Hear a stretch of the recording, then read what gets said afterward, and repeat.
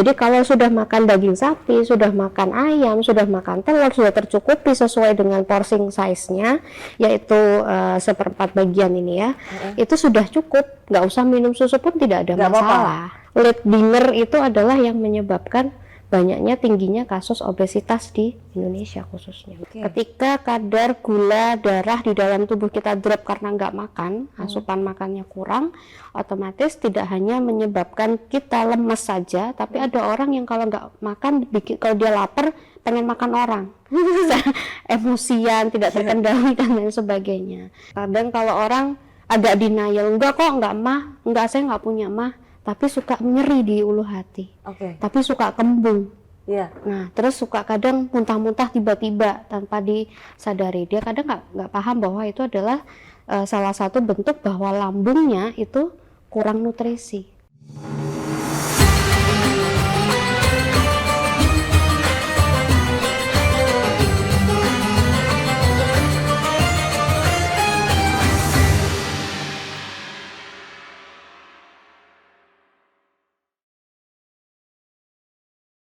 Assalamualaikum warahmatullahi wabarakatuh. Selamat datang di Ramadan Wanita dan Islam. Bersama saya Hefty Suud.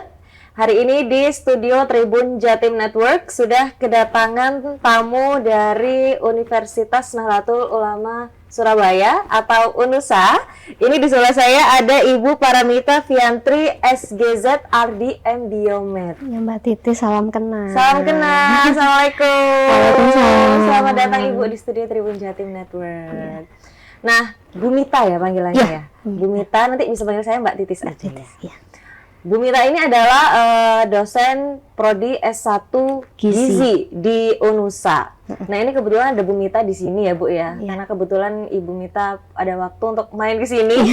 Ini kesempatan untuk saya nanya-nanya gitu ya. Karena ini di bulan Ramadan, itu kan kita cuma bisa makan di jam sahur dan buka puasa nih ya, Bu Mita ya. Nah, sementara tubuh kita ini kan punya asupan gizi yang perlu tercukupi gitu ya. Nah, ini pertama-tama saya mau tanya dulu, gizi yang cukup untuk tubuh itu sebenarnya seperti apa sih, Bu Mita? Oke. Jadi kalau kita bilang gizi yang cukup itu istilahnya kalau dulu, zaman dulu tahun 90-an kita mengenalnya 4 sehat 5 sempurna. Sekarang udah dihapus, Mbak, diganti namanya gizi seimbang. Gizi seimbang ini mengacu dari programnya Kementerian Kesehatan namanya Isi Piringku, di mana dalam satu piring makan itu berisi ada karbohidrat, ada protein, itu ada protein hewani yang dari ayam, ikan, telur dan sebagainya. Kemudian ada protein nabati, itu tahu tempe, ada sayur, ada buah. Nah, susu di mana nih yang si 5 sempurnanya? Nah, 5 sempurnanya ini sekarang sudah masuk di dalam protein hewani. Jadi kalau sudah makan daging sapi, sudah makan ayam, sudah makan telur, sudah tercukupi sesuai dengan portion size-nya, yaitu seperempat bagian ini ya, itu sudah cukup, nggak usah minum susu pun tidak ada masalah. Gitu. Itu yang membedakan dulunya 4 sehat 5 sempurna, sekarang jadi namanya gizi seimbang. Isi piringku itu tadi ya. Dia memang harus tercukupi itu ditambah dengan konsumsi air putih. Oh, baik.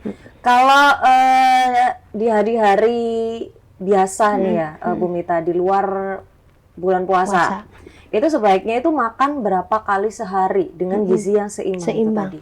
Idealnya kalau hari biasa makan tuh kan 3 kali sehari, pagi, sarapan ini wajib, kemudian makan siang dan makan malam. Hanya saja pengaturan waktunya memang harus sesuai. Dikatakan sarapan itu ya berarti di antara jam 6 sampai jam 8. Nah, nanti di antara jam 8 sampai jam 10 ini adalah waktunya snack. Nah, kemudian nanti di waktu makan siang tuh jam 12 ya. Jam 11 lah boleh, jam 11 sampai jam 1 atau jam 2 maksimal. Nanti antara jam 3 sampai jam 5 sore itu adalah waktunya snack lagi. Kemudian jam 5 sampai jam 7 itu adalah idealnya makan malam. Maksimal jam 7? Jam 7 itu maksimal makan malam. Di atas jam 8 malam udah bukan makan malam judulnya. Late dinner itu adalah yang menyebabkan banyaknya tingginya kasus obesitas di Indonesia khususnya. Oh, faktor kegemukan. Baik. Iya. Berarti kalau misalnya kan ada nih kadang yang ngerangkep gitu Bu Mita. sarapan sama sekalian makan siang gitu. Brunch gitu ya, breakfast and lunch gitu. Iya. Itu bisa atau enggak gitu Bu Mita? Jadi tetap 3 kali tapi yang sarapan sama makan siang. Kalau mau mengikuti mau mengikuti prinsip gizi seimbang ya nggak begitu ya, tidak ada istilah brunch, itu nggak ada, itu kan istilah zaman sekarang. Populernya brunch, breakfast, lunch gitu kan. Jadi yang nggak sempat sarapan dijadiin satu di tengah-tengah antara jam makan pagi dengan jam makan siang, jadi judulnya brunch gitu. Terus kalau makan siang sama makan malam apa namanya? Apa ya? Apa kita perlu membuat istilah baru? Enggak ya, jadi memang sebaiknya sesuai jamnya itu tadi ya Bu Mita ya gitu. Terus manfaatnya apa sih Bu Mita di tubuh kalau kita itu makan dengan gizi seimbang dan juga di waktu-waktu yang tepat itu tadi? Makan itu salah satu fungsi utamanya pasti adalah memenuhi asupan. Nah, siapa yang butuh asupan? Tubuh kita. Nah, tubuh kita ini secara spesifik apa sih ya, organ-organ semua di tubuh kita itu membutuhkan asupan. Asupan zat gizi itu ada 2, ada asupan zat gizi makro, itu ada energi, protein, lemak, karbohidrat. Kemudian ada asupan zat gizi mikro, itu di dalamnya seperti vitamin dan mineral. Di mana semuanya ini dibutuhkan oleh tubuh, terutama organ-organ tubuh termasuk sel dan jaringan dalam tubuh kita untuk bekerja. Contohnya deh, kalau kita makannya kurang, terutama organ pencernaan, dia adalah mesin terbesar yang ada dalam tubuh kita yang mengolah semua zat gizi. Nah, ketika mesin ini nggak dikasih bensin, otomatis ya dia akan ngadat. Salah satunya ngadatnya gimana? Kalau kita nggak makan, pasti siang diajak mikir, meeting, atau mungkin saya ngajar nggak fokus. Oh baik. Salah satunya efeknya seperti itu. Kemudian yang kedua adalah pengendalian emosi, itu juga berkaitan dengan kondisi hipoglikemi. Ketika kadar gula darah di dalam tubuh kita drop karena nggak makan, asupan makannya kurang, otomatis tidak hanya menyebabkan kita lemes saja, tapi ada orang yang kalau nggak makan, kalau dia lapar pengen makan orang, emosian, tidak terkendali dan lain sebagainya, seperti itu. Nah, efek terjeleknya adalah ya pasti penyakit, Mbak, salah satunya gastritis. Kadang atau mah, kita mengenalnya itu mah ya. Kadang kalau orang agak denial, enggak kok, enggak mah, enggak, saya nggak punya mah, tapi suka nyeri di ulu hati, tapi suka kembung. Nah, terus suka kadang muntah-muntah tiba-tiba tanpa disadari. Dia kadang nggak paham bahwa itu adalah salah satu bentuk bahwa lambungnya itu kurang nutrisi. Nggak makan seharian, terus tiba-tiba makannya pedes, atau nggak makan seharian minumnya kopi. Nah, itu efeknya yang paling kena banget itu adalah di pencernaan. Nah, ketika pencernaan kita nggak sehat, otomatis dia akan merambat ke organ yang lain, jantung, kemudian ginjal kalau kurang minum dan sebagainya. Nah, terutama otak ini dalam bekerja dia membutuhkan nutrisi juga yang kompleks, baik makro, zat gizi makro dan juga zat gizi mikro. Baik. Berarti kalau misalnya kita itu makannya kurang, itu sama kayak kendaraan tapi bensinnya tinggal seiprit gitu ya. Jadi dia jalan cuman ada yang ngadat gitu ya, Bu Mita ya. Nah, terus ini kan di bulan Ramadan nih. Kita makan hanya di sahur dan buka puasa gitu. Nah, itu gimana untuk mengaturnya lagi kan Bu Mita? Berarti kan makan siang kan kita skip tuh. Nah, supaya bensin kita ini tetap full, itu gimana ngaturnya di sahur dan buka puasa? Jadi kalau sahur dan buka puasa atau di bulan puasa ini banyak banget yang harus kita persiapkan, Mbak. Artinya dari sebelum bulan puasa harusnya kita sudah mempersiapkan diri, membiasakan diri untuk makan dengan prinsip gizi seimbang tadi. Nah, karena sebenarnya tubuh kita ini pinter. Tubuh kita ini bisa mengenali yang namanya ketika zat gizi itu masuk ya, kemudian kita harus puasa dengan rentang sekitar 14 jam, 14 jam ya, 14 sampai 16 jam kita puasa nggak makan, maka yang wajib dipenuhi adalah satu, kita harus sahur. Kemudian harus berbuka puasa dengan tepat. Nah, nanti mungkin penjelasannya lebih detail ya, Mbak ya. Nanti penjelasannya bisa lebih detail bagaimana sahur yang benar, bagaimana berbuka puasa yang benar. Nah, tubuh kita ini bisa mengenali ketika kita makan, sahur gitu kan, berarti dia sudah mempersiapkan dalam waktu 14 jam ke depan dia harus beristirahat lambungnya. Nah, ketika terjadi proses istirahat, sebenarnya tubuh kita ini ada yang namanya fagositosis diri atau proses saling memakan sel-sel yang sudah rusak di dalam tubuh. Itu waktunya regenerasi di waktu istirahat itu. Nah, proses regenerasi sel ini akan terjadi maksimal ketika pada saat sahur kita makannya dengan benar. Nah, makan yang benarnya seperti apa gitu kan pertanyaannya. Nah, sahurnya tuh harusnya gimana? Yang satu pasti gizi seimbang tadi ya, ada nasi, ada lauk hewani, ada lauk nabati, ada sayur, buah, dan wajib air putih. Karena ketika proses 14 jam kita puasa, itu kita membutuhkan asupan untuk mencegah yang namanya dehidrasi. Ya. Pasti ya, dehidrasi. Gimana sih caranya supaya nggak gampang haus? Ya jangan makan makanan yang tinggi natrium. Karena makan makanan natrium atau garam, ya contohnya seperti mie instan. Kan paling simpel nih ya. Iya. Bikin mie aja deh sahurnya. Mie sama telur. Nah, mie sama telur atau nasi goreng deh. Nasi goreng. Nah, ketika kita makan makanannya tinggi natrium, tinggi garam, kemudian ada lemak juga, gorengan dan lain sebagainya, nasi goreng, dikasih nugget, dikasih bakso, dikasih sosis, ya kan? Yang penting kenyang gitu kan. Nah, terus porsinya banyak lagi. Nah, ditumpuk. Nah, yang penting nanti aku pasti akan kuat deh puasanya. Enggak, justru. Karena garam si natrium ini dia sifatnya tuh mengikat air. Nah, ketika mengikat air, dia hanya bertahan sekitar 2 jam setelah dia berhenti sahur, menjalankan puasa 2-4 jam, dia akan haus. Itu bikin kita gampang haus. Belum ditambah lagi micin, MSG, dan sebagainya, penyedap, itu akan membuat kita akan cepat haus. Kemudian yang kedua, lemak. Lemak itu bisa disimpan cadangan dalam tubuh hanya sekitar 4-6 jam. Sedangkan kita harus puasa sampai 14 jam. Nah, kalau kita makan makanan tinggi lemak di pada saat sahur, otomatis akan mudah lapar. Terus gimana Bu? Apakah kita boleh sahurnya makan kue?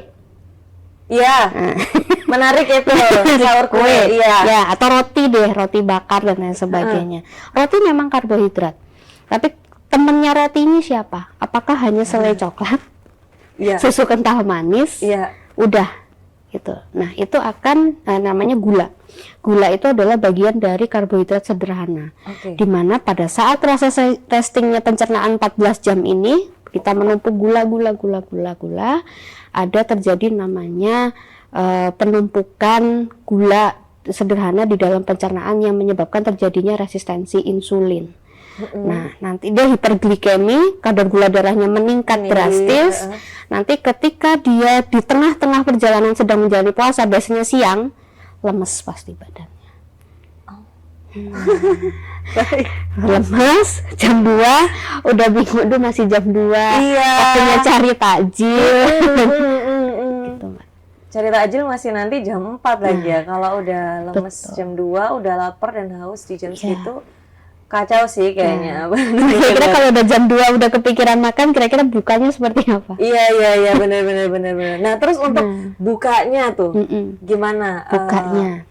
Bu Mita. Bukanya apakah kan, boleh langsung kayak tadi kan aku udah menahan hawa nafsu, lapar dan haus, saatnya aku minum kopi dan kue gitu. Favorit banget. Cafe epic ya Mbak. Jadi kalau kopi boleh apa enggak gitu ya. Nah, berbukanya harusnya yang gimana? Nah, tadi saya bilang kalau udah sahurnya begitu, siang jam 2 udah kelaparan, pusing. Akhirnya takjil carinya lumpia, sempol, Bu Mita nyari, tapi itu disajikan. Kita hanya mau beli. Kopi, es cappuccino dan lain sebagainya. Itu kan nampak lebih segar. Nah, itu yang dibilang bukannya kalap gitu kan. Nah, ketika kita kalap berarti salah satunya adalah, karena ini juga bagian dari program Muslim ya Mbak, mungkin mencatat bahwa sunnahnya adalah tidak seperti itu. Ketika berpuasa, berbukalah dengan yang manis memang. Tapi manisnya ini ya ada takarannya. Contohnya, sunnahnya Rasul adalah mengkonsumsi kurma. Jumlahnya ganjil, misalkan 3-5 biji kurma. Nah, kurma ini apa kan manis Bu, gimana gitu kan. Nah, kurma kalau dimakannya 1 box langsung habis ya nggak boleh juga ya. Iya. Dan intinya kan apapun yang berlebihan itu kan tidak bagus, akan memberikan efek yang tidak baik ke tubuh gitu kan. Iya. Nah, ketika kita makan 3 biji kurma, manfaatnya adalah kita memenuhi asupan dari yang kitanya tadi hipoglikemi, kekurangan gula. Kemudian dimasukkan dulu gula, 3 biji kurma itu setara dengan sekitar hampir 100 kalori ya, nggak nyampe lah, itu sekitar 50 sampai 60 kilokalori. Itu cukup memenuhi dulu sebagai tenaga. Kemudian yang dibutuhkan lagi adalah rehidrasi. Yang tadinya kita dehidrasi selama 14 jam kurang air, kita konsumsi air putih dulu 1 gelas. 1 gelas kita minum air putih, kemudian sholat dulu. Sholat maghrib dulu biar supaya pencernaan ini adaptasi dulu. Baik. Ternyata usus kita sudah bisa menerima makanan. Nah, setelah sholat baru kita makan berat. Nah, makan berat ini juga bukan yang terus nasi padang ditumpuk. Kepengen banget gitu. Pasti akan dirasakan bahwa kok aku puasa gampang kenyang ya. Bener betul. Tadinya kayak kepingin semua dimakan, dibeli kan semuanya. Begitu udah waktunya buka puasa, makan paling setengah udah kenyang. Nah, itu yang dinamakan bahwa tubuh kita ini beradaptasi. Yang tadinya kita sahur habis jeda 14 jam sudah kena gula, udah cukup dia. Nah, berarti kita hanya tinggal mencukupi sisanya, separuhnya dari makanan berat gitu. Jadi nasinya, proteinnya, lemaknya tadi ya, ada sayur, buah, kemudian air putih, itu udah cukup gitu. Nah, apakah kita nggak boleh Bu makan minuman manis? Boleh, minuman manis itu diperbolehkan, tapi ya harus mengerti jumlah frekuensi tadi. Apapun yang berlebihan itu tidak diperbolehkan. Diperbolehkan ya kalau misalkan minum kopi ya, es kopi kekinian zaman sekarang itu ya tinggal bilang aja dia half sugar. Kalau les itu kan masih 80%. Nah, tadi kan kita sudah makan buah di depan, nggak harus kurma, bisa buah potong 3 potong semangka atau gitu. Nah, itu sudah ada gula yang masuk. Tinggal misalkan kita tambahkan dengan minum kopi boleh. Setelah makan kita minum kopi boleh. Baik. Tapi jumlahnya, gulanya yang memang harus diatur. Nah, kafein ini kan juga memicu adanya menghambat penyerapan vitamin dan mineral khususnya. Makanya dia tidak boleh dikonsumsi setiap hari. Nggak tiap buka mesti harus minum kopi. Kalau nggak minum kopi tapi matcha gitu, gimana Bu? Ya, kadang banyak gitu. Karena matcha kan warnanya hijau nggak coklat ya, nggak hitam juga gitu ya. Pasti gitu. Dianggapnya ini kan susu gitu kan. Ini kan teh gitu. Teh creamy pula kan rasanya. Itu yang menjadi persepsi yang salah. Jadi sebenarnya kandungan kafein pada matcha itu sekitar 2-3 kali lipat lebih tinggi daripada kopi biasa. Lebih tinggi malah ya? Iya. Baik. Nampaknya dia rasanya lebih creamy. Lebih light gitu. Lebih creamy kan namanya latte, berarti tambahin susu, tambahin creamer gitu kan. Iya betul. Tapi kalau dari sisi kandungan kafeinnya, dia tetap mengandung tanin, mengandung kafein, di mana kafein dan tanin itu dia menghambat penyerapan zat gizi.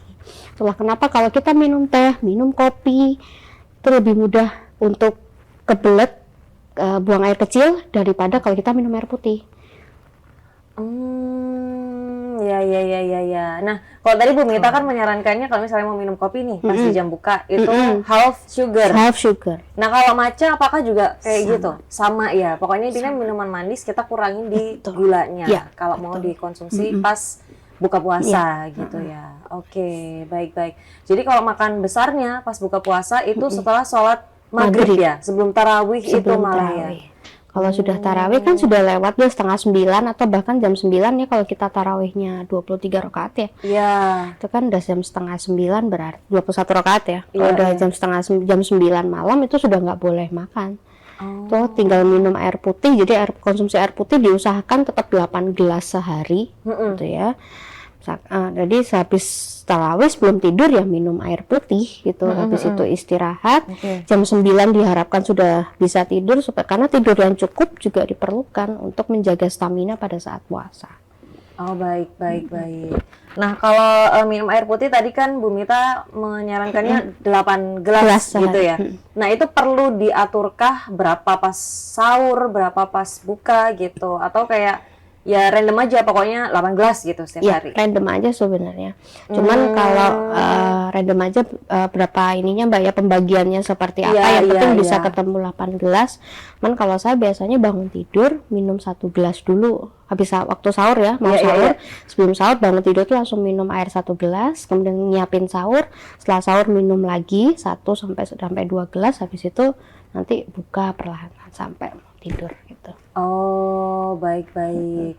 Kalau untuk jumlah liternya, dalam liternya itu berapa kebutuhan airnya? Kalau kebutuhan air, kalau sekitar 8 gelas itu ya sekitar 1,5 sampai 2 liter per hari. 1,5 sampai 2 liter Per per hari. hari ya. Itu harus dipenuhi di saat bulan puasa aja ataukah Hari-hari biasa Hari-hari pun biasa memang juga? wajibnya minimal 8 gelas 8 gelas per hari. hari ya? Itu tidak terhitung nggak di kopi ya Mbak? Oh, baik. Baik, Bu Itu Mita, siap. untuk air putih. Siap laksanakan. Untuk air Iya, putih. iya, iya, iya. Terus apa namanya, kalau untuk makanan sahur dan buka puasa yang direkomendasikan untuk menjaga gizi tetap seimbang sehingga kita bisa beraktivitas dengan baik, itu apa Bu Mita kalau boleh tahu? Sebenarnya gampangannya adalah makanan rumahan. Contohnya ya Makanan rumahan. nasi, sayur sop atau sayur bayam, tumis-tumisan sayur gitu ya. Kemudian ada ayam atau telur. Kalau salah satunya dipilih, misalkan ayamnya udah digoreng, berarti tempe atau tahunya nggak usah digoreng. Misalnya yang udah dibumbu kuning, dibumbu Bali, Oh, baik. atau dibumbu disemur atau sebagainya. Kemudian sayur tadi ya bisa sayur seperti itu, ditambah dengan buah. Buahnya bebas gitu. Cuman ya bukan buah yang sifatnya tinggi kalori seperti durian dan lain sebagainya itu, atau yang banyak mengandung gas. Iya. Nangka ya, nangka, kemudian nanas, itu dia banyak mengandung gas, itu akan memicu kembung pada saat puasa gitu.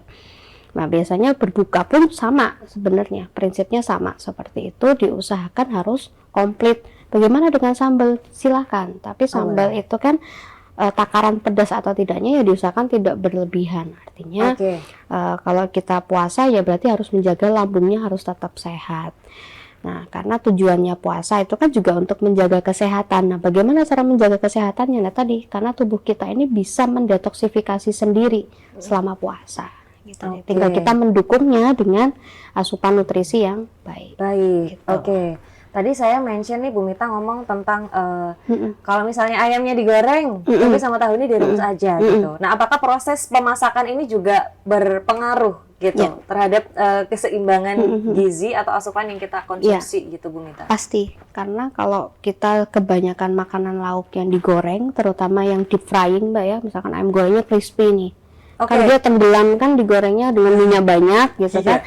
Udah tepung lagi ya kan, kemudian karena pasti akan mengikat minyak yang banyak gitu. Nah, minyak ini kan sifatnya dia asam lemak jenuh. Nah, kalau dia dikumpulkan selama puasa, kemudian ditambahkan lagi dengan tahu yang juga digoreng atau tempe mendoan misalkan lauknya, itu juga. Nah, enak ya itu Bu ya, saya rasa masih siang Mbak. Iya, baik, yang Jadi digoreng-goreng ini akan memicu penumpukan lemak. Nah, ketika ada penumpukan lemak, tadi sudah makan lemak banyak, ditambah asupan gula tadi manis juga banyak, maka resiko penyakit yang ditimbulkan puasa yang seharusnya kita dapat manfaat kesehatannya, malah kita nggak dapat manfaat kesehatannya, malah sakit gitu loh. Jadi nggak hanya gula jadi diabetes, tapi lemak jadi penyakit yang lainnya, kolesterol tinggi dan sebagainya. Itu harapan kita kan dengan tubuh kita yang udah pinter ini, ayolah didukung dengan asupan nutrisi yang baik. Baik, oke.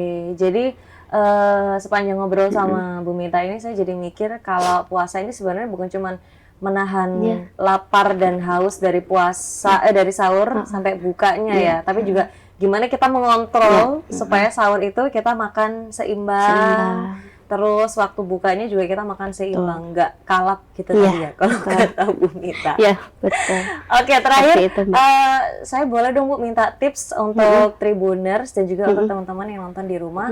Gimana sih tipsnya atau apa yang boleh dan tidak boleh dilakukan gitu selama bulan puasa supaya gizi kita tetap seimbang sehingga kita beribadah sehat, bugar dan ceria gitu Bu Mita. Silakan. buat teman-teman Tribuners ya, Ya, Tribuners yang Mbak betul. sebutnya. Teman-teman Tribuners, jadi karena bulan Ramadan ini kan bulan dimana kita mencari berkah. Ya. Alangkah baiknya kita menjaga kesehatan melalui makanan yang kita makan. Salah satunya adalah tadi makanlah dengan menu gizi seimbang.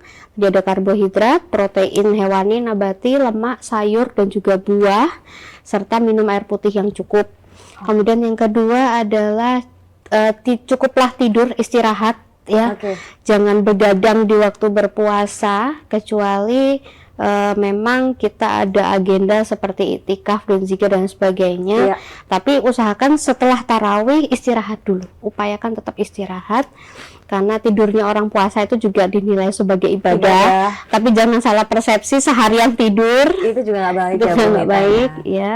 Kemudian yang ketiga adalah cara supaya kita bisa mendukung emosional kita, pemikiran kita tetap positif di saat bulan Ramadan, maka penuhilah asupan gizimu dengan baik. Itu aja.